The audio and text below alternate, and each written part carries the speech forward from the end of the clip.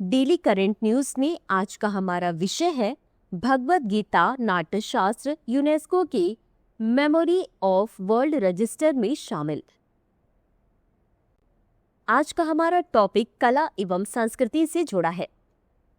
देख लेते हैं आज के इस एपिसोड में हम किन किन मुद्दों पर बात करेंगे।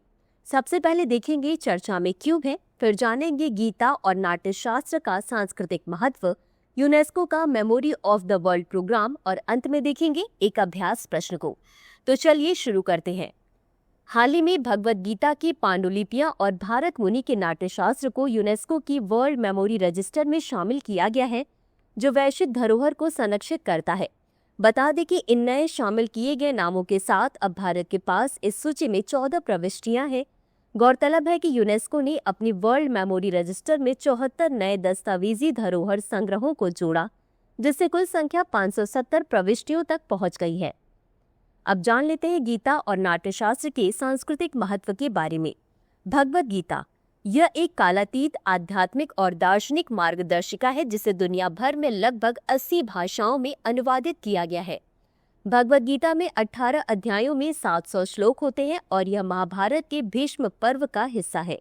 यह भगवान श्री कृष्ण और अर्जुन के बीच संवाद है, जिसका उद्देश्य युद्ध से पहले अर्जुन को विषाद या निराशा से मुक्ति दिलाना है।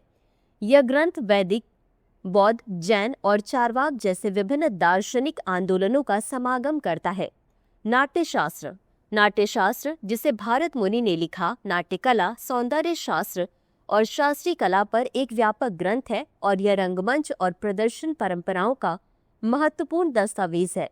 यह नाट्य, अभिनय, रस, भाव और संगीत के नियमों को बताता है। इसे पांचवा वेद भी कहा जाता है, क्योंकि इसे ऋग्वेद से शब्द, सामवेद से संगीत, यजुर्वेद से मुद्राएं और अथर्ववेद से भावनाएं लेकर विकसित किया गया है। अब जान लेते हैं यूनेस्को के memory of the world program के बारे में। यूनेस्को का memory of the world program वर्ष 1992 में वैश्विक दस्तावेजी धरोहर को संरक्षित और बढ़ावा देने के लिए स्थापित किया गया था। Memory of the world program को यूनेस्को अंतर्राष्ट्रीय, क्षेत्रीय और राष्ट्रीय समितियों के माध्यम से लागू करता है। अंतर्राष्ट्रीय सलाहकार समिति यूनेस्को को इस प्रोग्राम की योजना और क्रियान्वयन पर सलाह देती है। इसमें 14 सदस्य होते हैं, जिन्हें दस्तावेजी धरोहर में उनके विशेषज्ञता के आधार पर नियुक्त किया जाता है।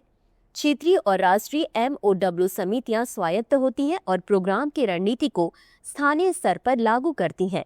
अंत में देख लेते हैं आज के अभ्यास प्रश्न को। नाट्यशास्त्र का निम्नलिखित में से कौन सा एक घटक नहीं है? A नाट्य, B रस, C अभिनय, C संस्कृत व्याकरण। इस प्रश्न का उत्तर कमेंट बॉक्स में जरूर दें। अभी के लिए बस इतना ही। धन्यवाद।